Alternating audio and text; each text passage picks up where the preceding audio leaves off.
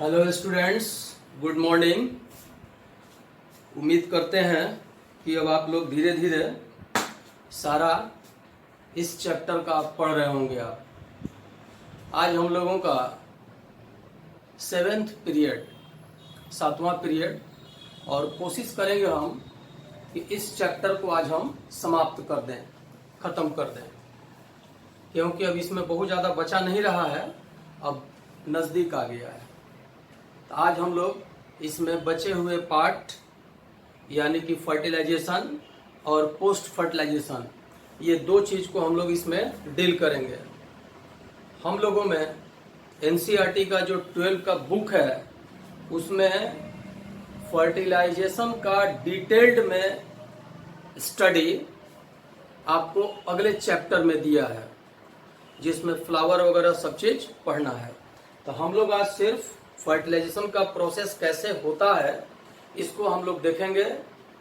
उसके बाद post fertilisation में क्या क्या चेंजेज आता है इसको हम लोग देखेंगे, और एनसीईआरटी के क्वेश्चन को हम लोग डील करेंगे। आप लोग जब मैं एनसीईआरटी का क्वेश्चन एक्सरसाइज का डील करने लगूंगा तो कॉपी कलम लेकर के हिंदी वाले बच्चे भी और इंग्लिश वाले भी बैठ जाइएगा और धीरे धीरे अपना लिख लीजिएगा। तो चलते हैं हम लोग। आज का जो हम लोगों का टॉपिक है वो है फर्टिलाइजेशन। फर्टिलाइजेशन यानी कि अगर हिंदी में इसको हम लोग लिखें तो ये क्या है? निषेचन। निषेचन तो समझिए, किसी भी लिविंग ऑर्गेनिज्म के सेक्सुअल रिप्रोडक्शन के प्रोसेस में मैं बताया था आपको 3 स्टेज था। एक प्री फर्टिलाइजेशन, अब आ गया फर्टिलाइजेशन, इसके बाद तुरंत हम लोग पढ़ेंगे पोस्ट फर्टिलाइजेशन। प्री फर्टिलाइजेशन में वेजिटेटिव पार्ट्स का फॉर्मेशन हो रहा था या सेक्सुअल ऑर्गन का भी मैच्योरेशन हो रहा था, लेकिन अभी उसमें से केवल गैमिट का ट्रांसफर हुआ है, अभी फ्यूजन नहीं हुआ है, यानी कि मेल और फीमेल गैमिट के बीच में अभी फ्यूजन नहीं हुआ है। लेकिन आज वाले चैप्टर में जो फर्टिलाइजेशन का प्रोसेस है इसमें अब फ्यूजन होगा, और इसी को हम लोग क्या कहते हैं? निषेचन। इसको हम लोग इंग्लिश और हिंदी दोनों में डिफाइन करेंगे कि कैसे इसका डेफिनेशन होगा। तो पहले आप इंग्लिश वाले बच्चे लिखिए, फ्यूजन ऑफ मेल गैमेट। देखिए, आप मेल गैमेट भी लिख सकते हैं, मेल सेल भी लिख सकते हैं, मेल सेक्स सेल भी लिख सकते हैं, कुछ भी लिख सकते हैं, लेकिन ये जब भी होगा मेल गैमेट, ये क्या होगा? हैप्लॉइड। तो फ्यूजन ऑफ मेल गैमेट या मेल सेल और मेल सेक्स सेल, याद रखिएगा तीनों का मतलब क्या है? एक है male sex cell with female.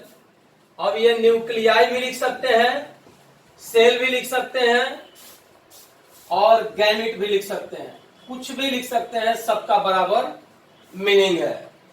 तो फ्यूजन ऑफ मेल गैमिट और मेल सेल और male sex cell with female nuclei और फीमेल सेल और female gamete is known as fertilization।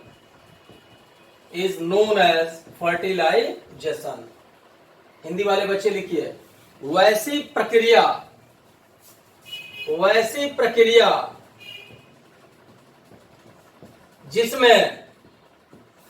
जिसमें नर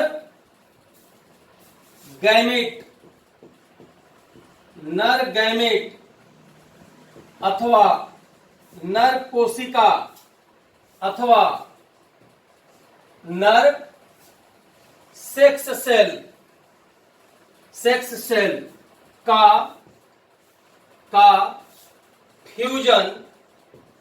फ्यूजन का मतलब मिलना, आपस में मिलना का फ्यूजन फ्यूजन मादा न्यूक्लियाई अथवा मादा सेल अथवा मादा गैमेट अथवा मादा सेक्स सेल, सब एक है, तीनों में से कोई भी एक लिख दीजिएगा, बात क्या होगा, बराबर होगा। मादा सेक्स सेल के साथ होता है कॉमा उसे ही निषेचन कहा जाता है। इसको हम लोग क्या कहते हैं, निषेचन। ठीक,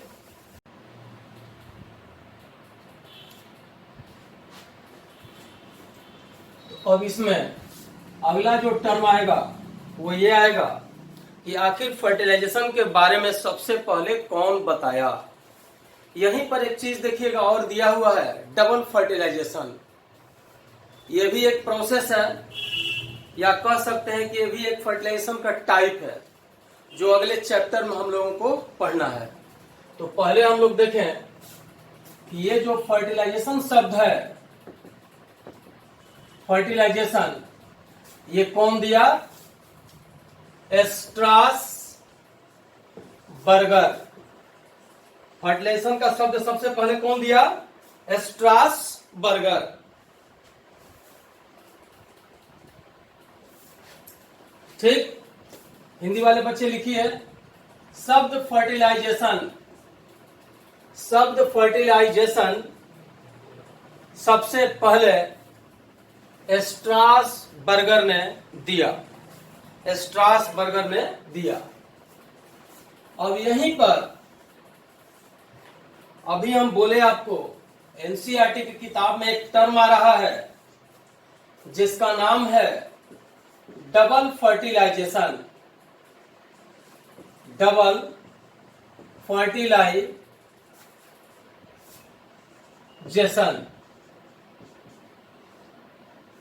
इसको हम लोग ट्रिपल फ्यूजन के नाम से भी जानते हैं। ट्रिपल फ्यूजन के नाम से भी हम लोग जानते हैं। इसका खोज सबसे पहले एक वैज्ञानिक थे जिनका नाम था नावास्चिन। बहुत सारे किताब में चिन भी है और बहुत सारे किताब में नावास्किन भी है, तो दोनों बात बराबर है। नावास्किन कहिए या चिन कहिए, बात बराबर है। इसका खोज कौन किया, डबल फर्टिलाइजेशन यानी द्विनिषेचन। इसको हिंदी में क्या कहते हैं, द्विनिषेचन। इसका खोज कौन किया, नावास्चिन ने सबसे पहले किया।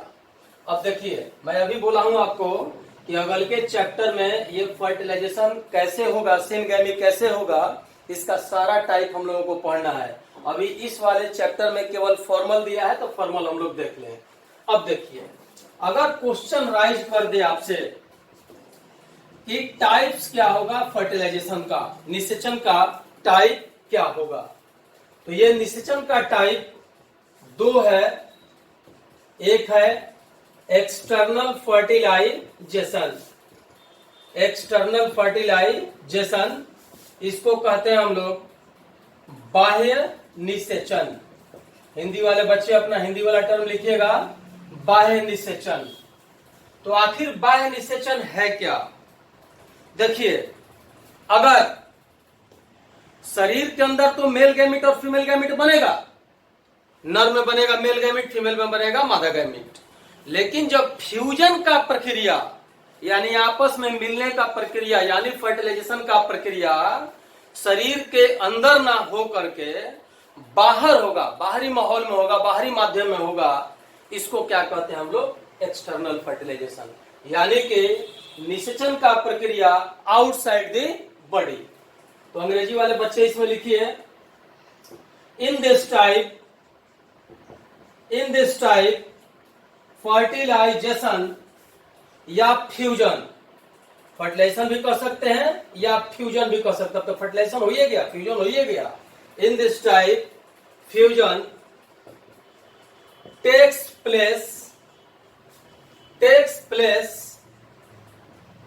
outside the बॉडी, यानी कि शरीर के बाहर होगा, यानी कि कहां होगा, एक्सटर्नल मीडियम में, जैसे पानी, जैसे मान लीजिए वाटर, ये सबसे कंफर्टेबल है वाटर। अब देखिए शरीर के अंदर हो नहीं रहा है, शरीर के बाहर हो रहा है, तो जाहिर सा बात है कि जब इसमें नर से स्पर्म निकलेगा तो संख्या थोड़ा ज्यादा होगा, क्योंकि इसमें बर्बाद होने का चांस ज्यादा रहता है। इसीलिए एक्सटर्नल फर्टिलाइजेशन का प्रक्रिया जो भी जानवर या जो भी पौधा दिखाता है, जो भी प्राणी दिखाता है या जो भी पौधा दिखाता है, उसमें मेल गैमिट का यानी मेल सेक्स सेल का फॉर्मेशन तुलनात्मक रूप से ज्यादा होता है। तुलनात्मक रूप से क्या होगा, ज्यादा होगा। तो अंग्रेजी हिंदी वाले बच्चे लिखिए, लिखो, इस टाइप में पारा चेंज कर लीजिएगा, इस टाइप में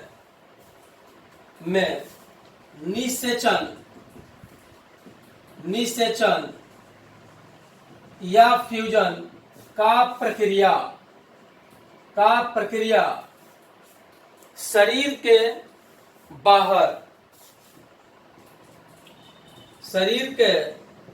बाहर या बाहरी कर लीजिए, शरीर के बाहरी माध्यम में, ब्रैकेट में कर लीजिएगा, पानी में, ज्यादा यही है आसान, बाहरी माध्यम में संपन्न होता है। जैसे देखिए मेढक है, उसी दिन हम बोले थे, जैसे फ्रॉग या बहुत सारा बोनी फिश है, बहुत सारा बोनी फिश है, एग्जाम या कर लीजिए कॉमा बोनी फिश। ये हो गया हम लोगों का एक्सटर्नल फर्टिलाइजेशन। याद रखिएगा, मैं बार बार बोल रहा हूं कि जो एनिमल एक्सटर्नल फर्टिलाइजेशन करेगा उसमें मेल गैमीट या मेल सेक्स सेल का फॉर्मेशन तुलनात्मक रूप से ज्यादा होगा। ऐसा क्यों होगा, क्योंकि बर्बाद होने का डर ज्यादा है। बी में आ जाइए, इंटरनल फर्टिलाइजेशन, इसको कहते हैं हम लोग आंतरिक निषेचन या अंतः निषेचन, एक ही बात है, आंतरिक निषेचन। तो लिख लीजिए, इन दिस टाइप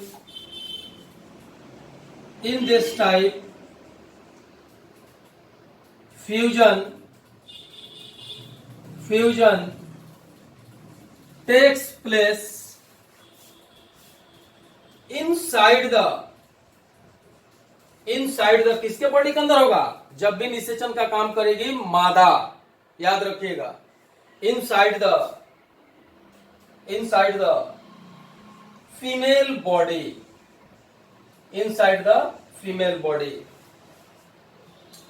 हिंदी वाले बच्चे लिख लीजिए, इस टाइप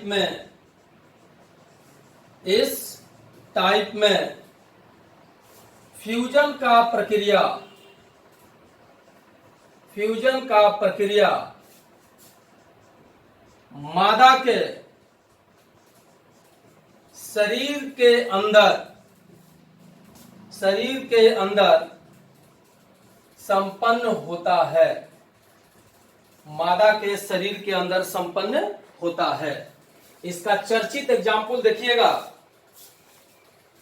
हम ही लोग हैं, मनुष्य हैं, सारा का सारा मनुष्य, बहुत सारा पेड़ पौधा जितना भी देख लीजिए, पक्षी, ये सब में क्या है, इंटरनल फर्टिलाइजेशन है, सब में इंटरनल है।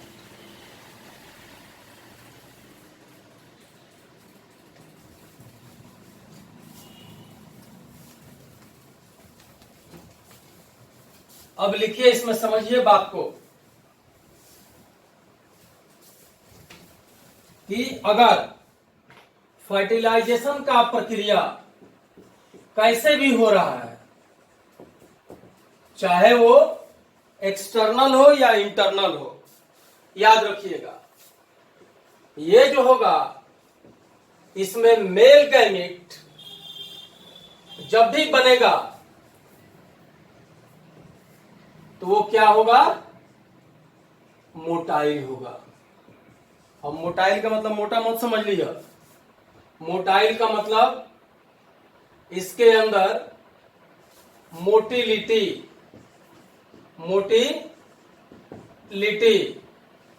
यानी कि ये एक जगह से दूसरे जगह मूव करने वाला होगा, यानी इसमें क्रियाशीलता मिलेगा,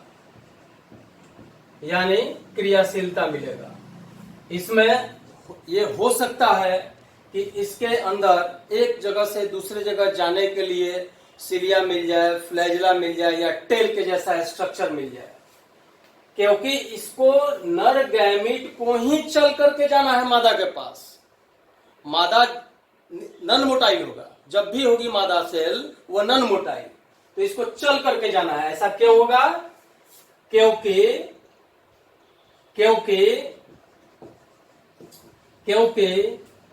नर गैमीट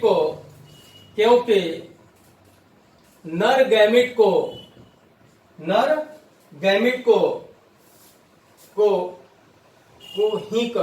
ही मादा के साथ फ्यूज होने के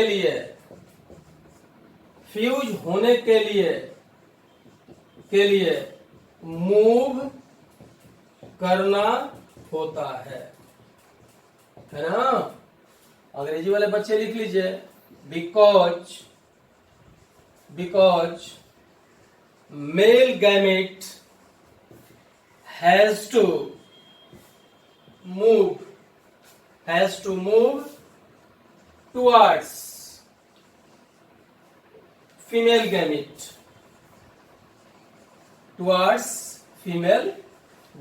यानी कि फीमेल गैमेट के साथ इसको फ्यूज होना है। इसको थोड़ा ऐसे कर दो, दिमाग डाल दो, फ्यूज होना है।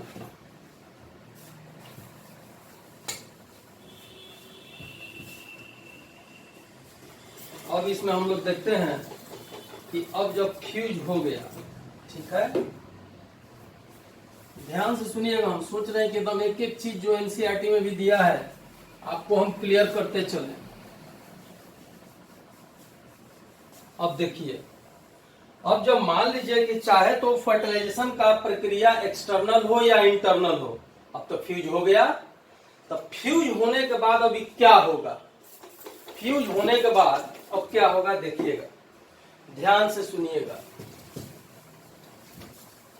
सारा का सारा प्रक्रिया प्लांट हो या एनिमल हो एक ही है, कोई इसमें अलग से बात नहीं है। क्या एक है भाई, अब देखिए, तो ये जो फर्टिलाइजेशन है ये क्या हुआ, मेल सेक्स सेल किसके साथ फ्यूज कर गया, फीमेल सेक्स सेल। अब याद कीजिए, ये क्या था, एन, यानी कि हैप्लॉइड, ये भी क्या था, एन, यानी कि हैप्लॉइड। अब देखिए, अब जब फर्टिलाइजेशन का प्रक्रिया होगा तो अब क्या हो जाएगा, मेल और फीमेल फ्यूज हो रहा है, यानी कि N+N फ्यूज हो गया। अब क्या बन गया, 2N, और इसको हम लोग क्या बोल दिए, जाइगोट। और ये जो जाइगोट है अब 2N है, यानी कि डिप्लॉइड। बस यहां तक जो प्रक्रिया आया, अब यही आपका क्या हुआ, खाली फर्टिलाइजेशन। अब जाइगोट बन गया, या तो इंटरनल है तो मादा के अंदर होगा, एक्सटर्नल है तो बाहरी माध्यम में होगा। फ्यूज तो हुआ, चाहे बाहर हो या अंदर हो। अब इसको हम लोग क्या कह दिए, जाइगोट। अब ये जब जाइगोट बन गया तो अब इसके बाद का जितना भी प्रोसेस चलेगा डेवलपमेंट का, कि अब जाइगोट में कैसे डिवीजन होगा, इसके बाद कैसे इसका एम्ब्रियो बनेगा यानी एम्ब्रियोजेनेसिस का प्रक्रिया होगा, उसके बाद ऑर्गेन बनेगा यानी ऑर्गेनोजेनेसिस का प्रक्रिया होगा, और तब जाकर के ऑर्गेनिज्म बनेगा। इस प्रक्रिया को जाइगोट बनने के बाद के अवस्था को या प्रक्रिया को हम लोग क्या कहते हैं, पोस्ट फर्टिलाइजेशन। तो अब सी में क्या हो गया हमारा, पोस्ट फर्टिलाइजेशन। फर्टिलाइजेशन एनसीईआरटी किताब देख लीजिएगा, उसमें क्या लिखा है, पश्च निषेचन, पश्च निषेचन। तो अब पोस्ट फर्टिलाइजेशन के बाद प्रक्रिया में अब देखिए अब क्या हो गया, ये जाइगोट बन गया, ये क्या हो गया, जाइगोट बन गया। अब जाइगोट जब बन गया तो ये जाइगोट अभी हम क्या बोले, 2n था, ये डिप्लॉयड था। अब इस डिप्लॉयड जाइगोट में क्या होगा, विकास होगा, डेवलपमेंट होगा, डेवलपमेंटल प्रोसेस होगा। अगर सारा कंफर्टेबल सिचुएशन रहे जाइगोट में, अगर कोई उसमें दिक्कत नहीं है, रिजर्व फूड मटेरियल अगर मौजूद है, तो ये जो डेवलपमेंटल प्रोसेस यानी विकास का प्रक्रिया, हिंदी वाले बच्चे लिख लीजिएगा, विकास का प्रक्रिया। अब ये जब विकास का प्रक्रिया चलेगा तब अब क्या बन जाएगा, इम्ब्रियो। इम्ब्रियो को हम लोग क्या कहते हैं हिंदी में, भ्रूण, यानी इम्ब्रियो का निर्माण हो गया। अब देखिए अगर क्वेश्चन इसमें आपको पूछ दिया कि इम्ब्रियो के बनने की प्रक्रिया को हम लोग क्या कहते हैं, इसका एक टेक्निकल टर्म क्या है, तो यहां पर लिख लीजिए, नीचे में ही लिखिए, इम्ब्रियो के बनने के प्रक्रिया को इम्ब्रियोजेनेसिस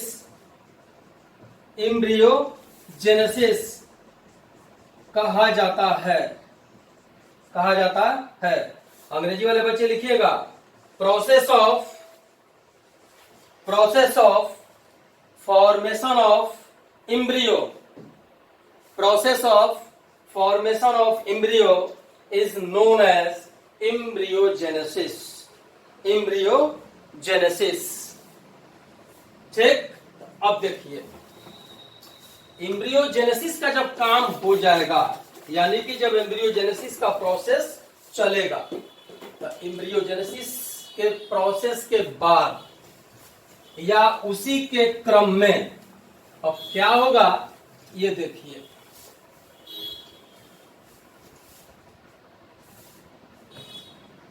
ये क्या हो गया, हमारा यहां पर बन गया इम्ब्रियो। क्या बन गया, इम्ब्रियो, यानी इम्ब्रियो बन गया। इम्ब्रियो को क्या लिखे थे हिंदी में, भ्रूण, ये इम्ब्रियो बन गया। अब इम्ब्रियो में एक डेफिनिट पैटर्न में सेल का डिवीजन होगा, थोड़ा फास्ट होगा, और ये जो सेल का डिवीजन होगा इसमें यानी कि कोशिका विभाजन जो होगा, कोशिका विभाजन, यह विभाजन का प्रक्रिया कैसा होगा, माइटोसिस। क्या होगा, माइटोसिस यानी कि समसूत्रण। अब ये विभाजन जब माइटोसिस हो जाएगा तब क्या होगा, याद कीजिए माइटोसिस में हमने 11 में पढ़ाया था, एक सेल से कितना बनेगा, 2, 2 से 4, 4 से 8, 8 से 16, 16 से 32, 32 से 64, यानी कि जब भी बनेगा क्या होगा, दुगना होगा। तो अब जब ये माइटोसिस का प्रक्रिया चलेगा तो यहां पर क्या हो जाएगा, many sailed structure is formed. Hindi में लिख लीजिएगा, बहुकोशिकीय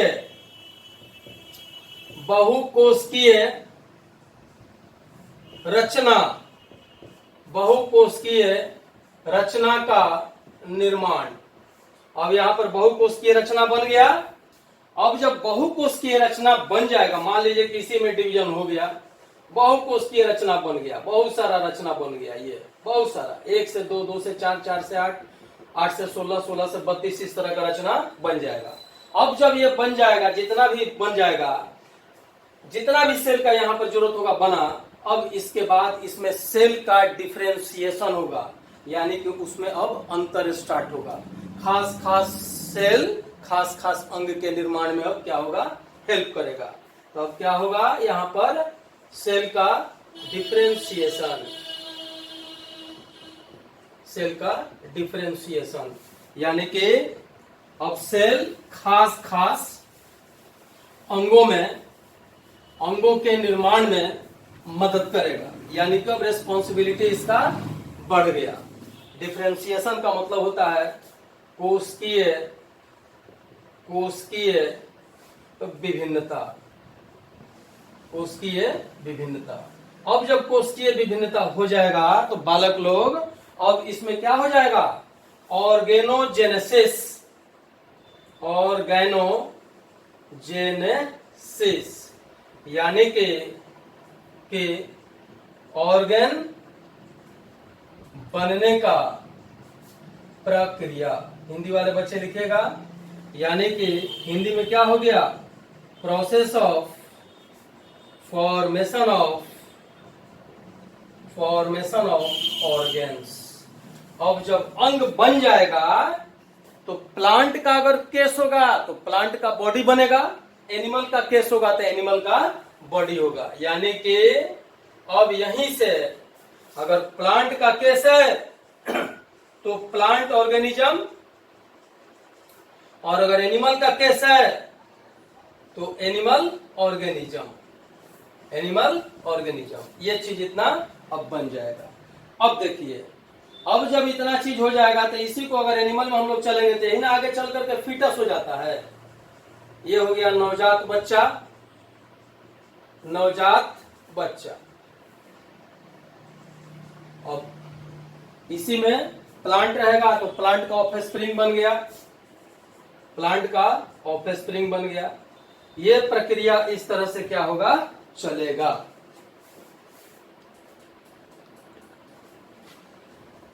अब आते हैं हम लोग इसके बाद इसी चैप्टर में देखिएगा कुछ एक आध दो तो आपका टेक्निकल टर्म लिखा है एनसीईआरटी में।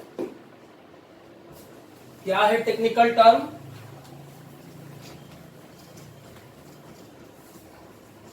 लिखिए, हेडिंग मारिए। कुछ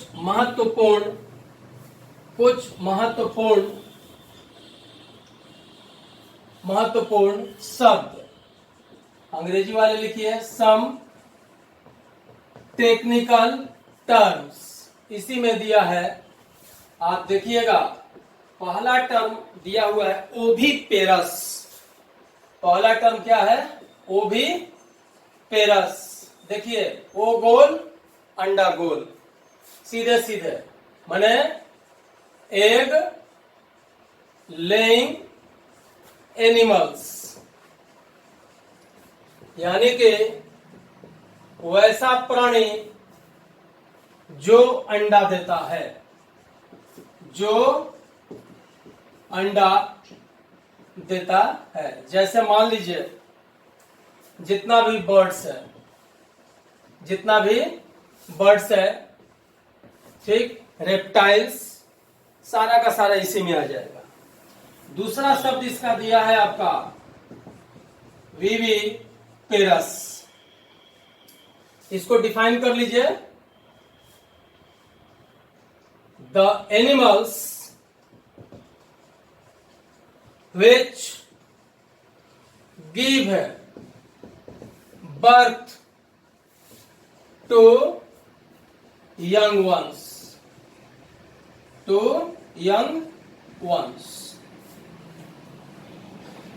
लिख लीजिए। यानी छोटे छोटे नवजात बच्चों को जन्म देने वाला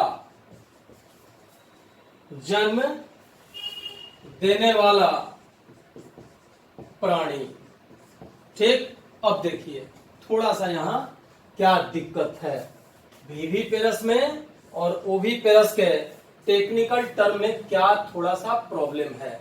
अब देखिए, जो भी ओविपेरस जानवर है, यानी कि अंडा देने वाला।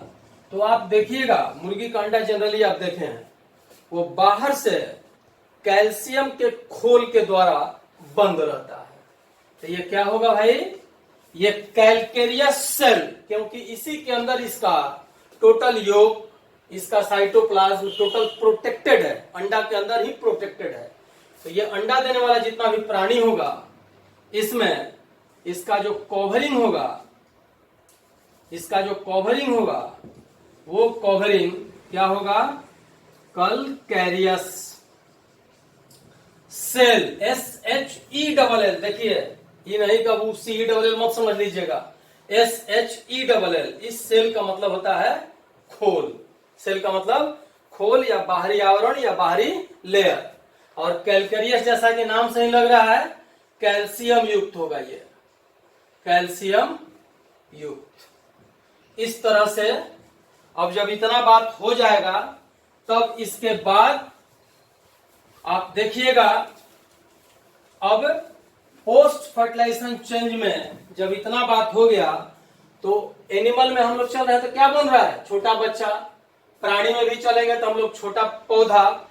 इसलिए अब पोस्ट फर्टिलाइजेशन का अगर कोई रिजल्ट पूछेगा, पोस्ट फर्टिलाइजेशन का रिजल्ट क्या हुआ भाई, अब ये रिजल्ट हुआ कि यहां पर फ्रूट का फॉर्मेशन हो गया, फ्रूट निर्माण यानी कि फ्रूट का फॉर्मेशन।